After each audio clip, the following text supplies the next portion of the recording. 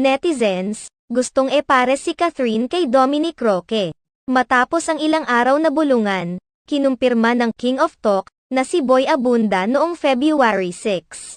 Sa kanyang kapuso talk show na Fast Talk with Boy Abunda, na totoo ang balitang hiwalay na ang engaged couple na sina Dominic Roque at Bea Alonzo.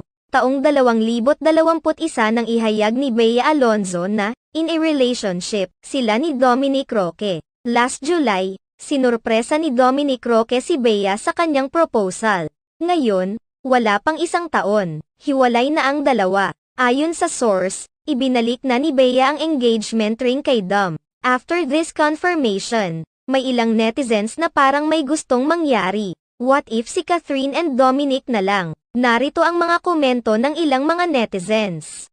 Bakit picture lang yan pero kinikilig ako? I cannot. Cat Dom. I remember